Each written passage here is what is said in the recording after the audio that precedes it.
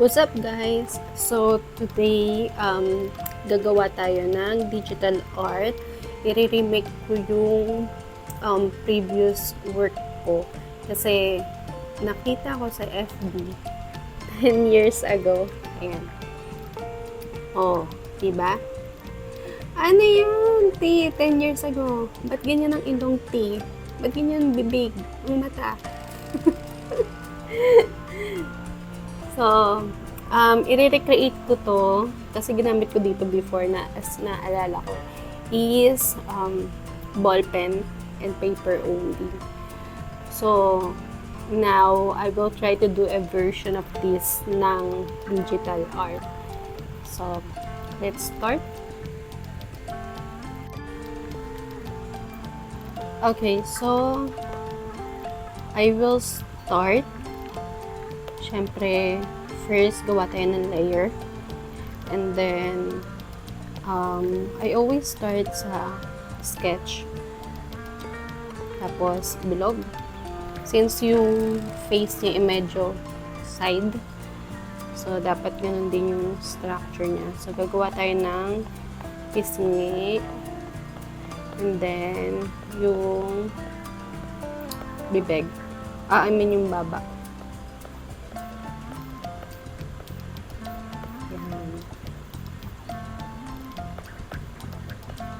By the way, I'm a self-taught artist. So, if you saw some inaccurate tips na ibibigay ko, I'm so sorry guys. Kasi, based on experience lang yun.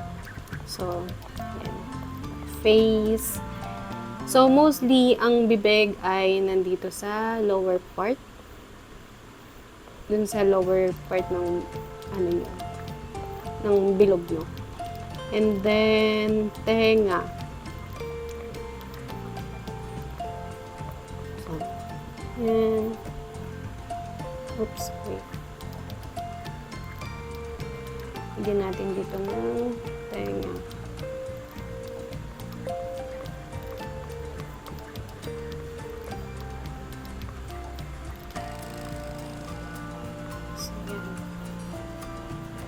Nag-ano pa lang ako guys gagawa pa lang ako ng parang prototype. Ang tawag dun? Yung guide ko since hindi naman ako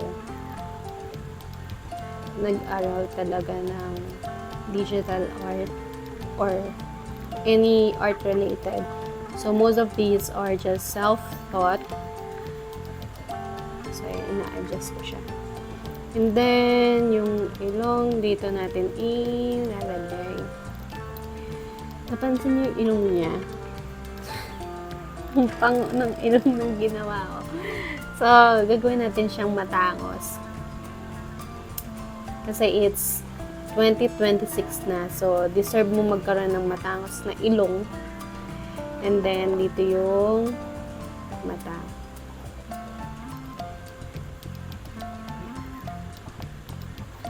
Ano pa lang to guys, draft pa lang yun, draft. So, draft pa lang itong ginagawa ko.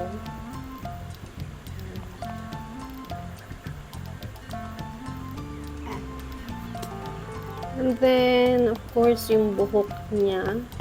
Yung buhok niya is curl. So, i-curl natin to. Ito. Curly, curly. Ayan.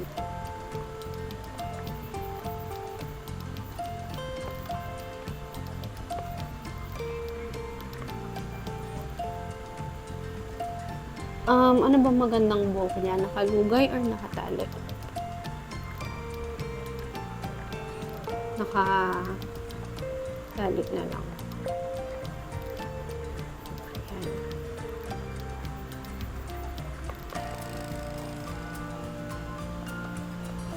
Tapos lagyan natin siya ng bibig. Kasi, ay nangipin. So, diba nakaano siya? So, meron na tayong draft. Ipat ko lang to sa center. Tapos medyo lakihan natin. And then, try nating i-reverse. Parang okay naman siya, no? Ito yung pinaka nagsasave sa akin. Liquify. Kasi yung Liquify, ito yung nagko-correct ng mga ginawa kong yung thing kong medyo awkward yung itsura. So, ayan. Ginagamitan ko siya ng Liquify.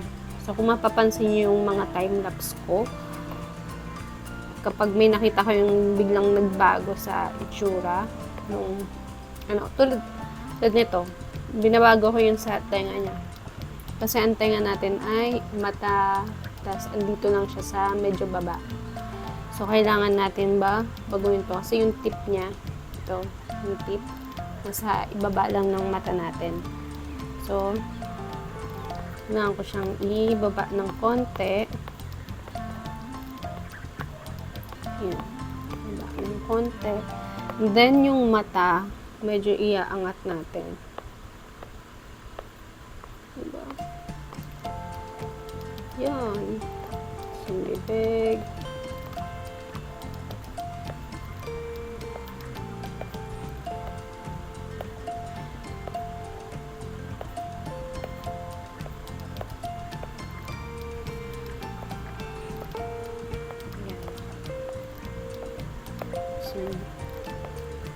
Baba niya.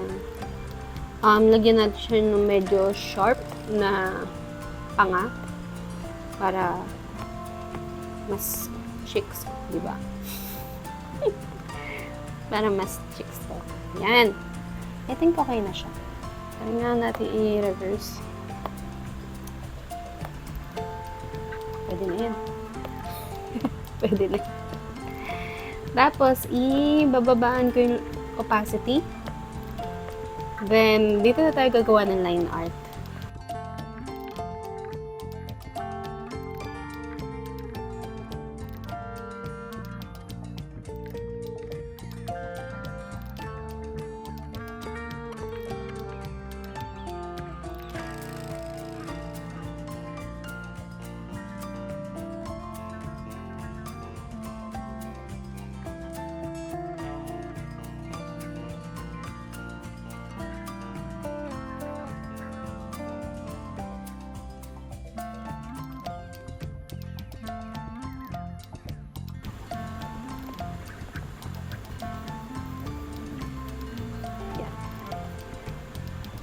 Yan. I think pwede na yan. Or ibaba natin ng konti yung buhok niya. Kasi parang lapad na noon niya. Sabagay, malapad mo yung noon ng drawing ko.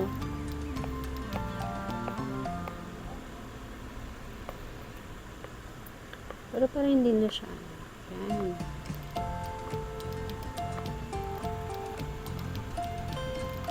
Okay.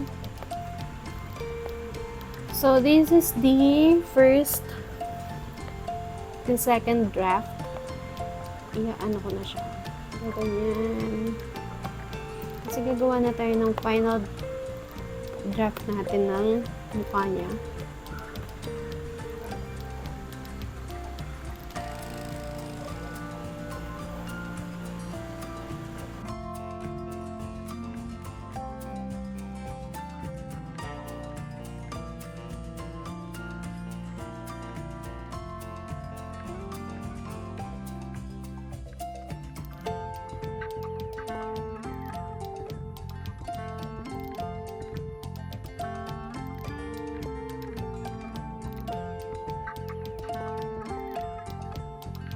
And then, another layer for the face.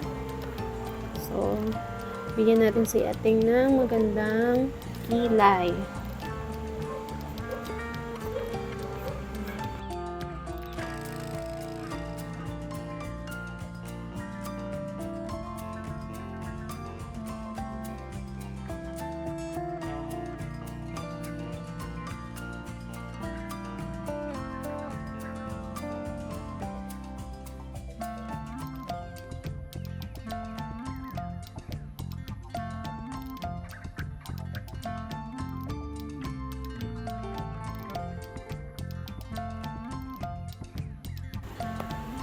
So, dito ako medyo nahihirapan kapag gumagawa ako ng mata.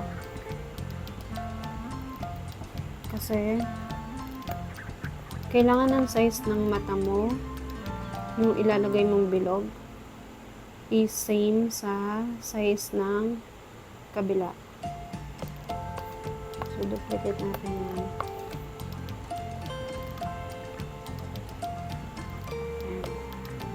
And then, merge. Lower lang natin yan. Then, lagay natin yung excess sa mata niya.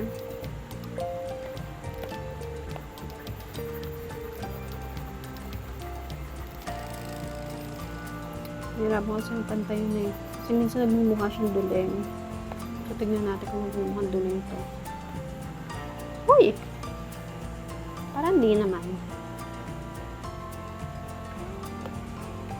Feeling ko.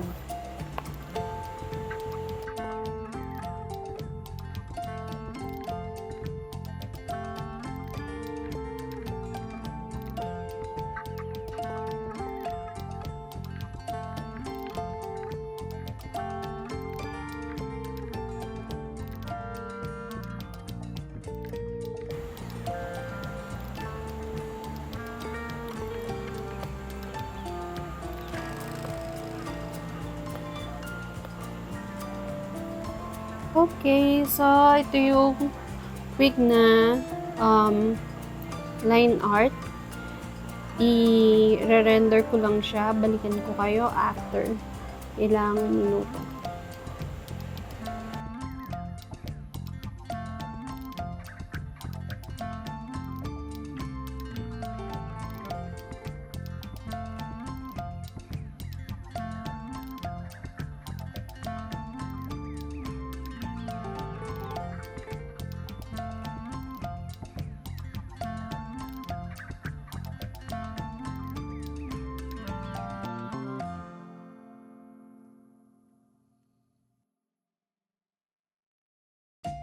Okay, so tapos na tayo dun sa base color. Ngayon, lalagyan na natin siya ng shadings. So, kapag mag-shade ako, ang ginagawa ko is nagki-clipping mask lang ako. And then, multiply. Then, bababaan ko lang yung opacity niya. Then, pagdating naman sa kulay, ang pipiliin ko yung medyo dark. Medyo dark lang kasi naka-opacity, naka-multiply na tayo. And then, after that, saka ko gagawa ng line kung alin yung mga part na gusto ko lang ma-shade.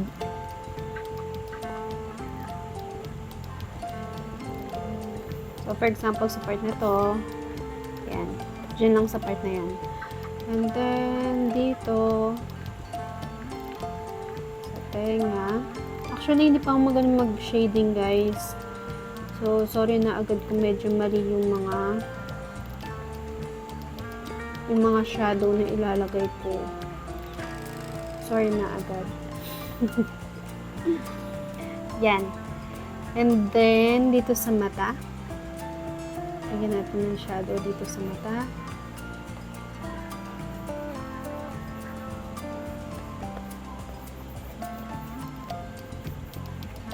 And then, dito sa talukap. And then, dito sa bandang eye bags. Yan. And then, sa side na to, since yung ilaw is nandito sa right side ko, manggagaling. So, iko-korte natin yung face niya na may shadow.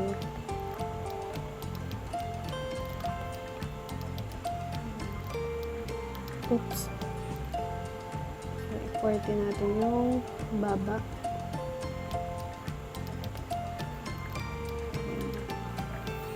And then, voila! Yan. Then, dito sa nose, And then, yung guhit niya dito, kailangan natin ayusin to.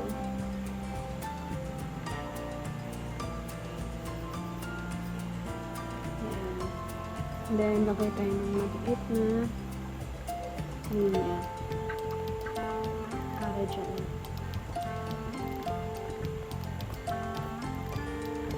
Ayan. Diba? Then, yung sa baba, ay sa ilalim ng bibig. And then, sa smile niya. And then, yung ngipin. And then, yung dito yung sa mata, yung shadow ng mata niya. Oh, may shadow tayo sa mata, guys. Baka hindi nyo mapapansin. Ayan.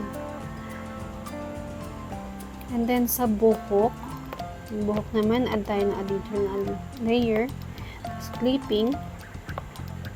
Tapos, dark. And then, gawin natin multiply, babaan ng opacity. So, same dito sa buhok. Gagawin lang natin dito sa ilalim. And then, yung dito sa taas, yung sa likod ng buhok niya. Wait lang.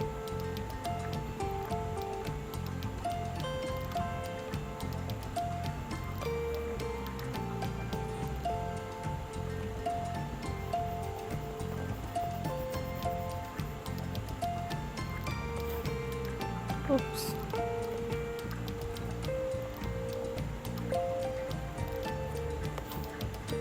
Ayan. Then, burayin lang natin yung sa part dito. Kasi dapat wala itong shadow.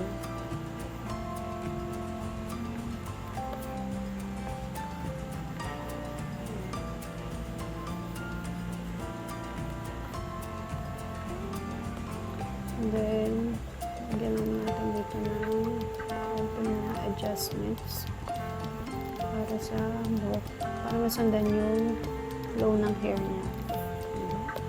And then, yung dito naman sa taas sa bahagi,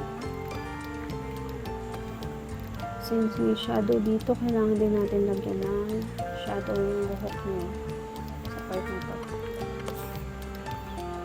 Ayan. Diba? Nakita niyo yung changes.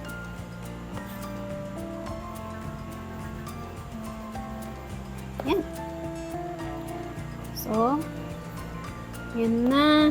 And then, lagyan natin siya ng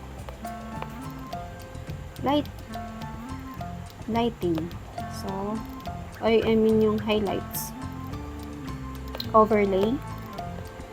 And then, dito, since medyo kulot si ate na ginawa natin, kulot din yung gagawin natin na highlights. Ayan. Oops. I think okay na isa.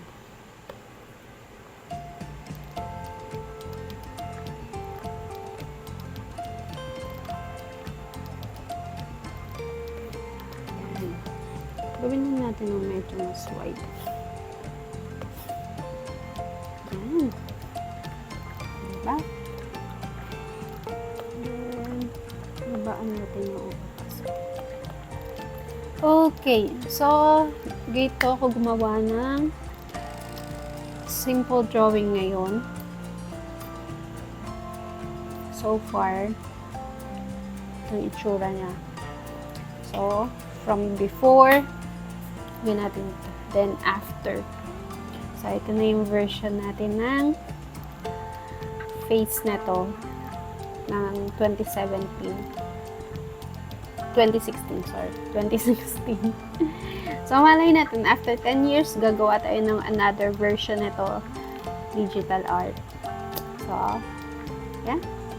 That's all for today. See you sa susunod na vlog. And thank you so much. I hope may natutunan kayo sa vlog na to. Bye!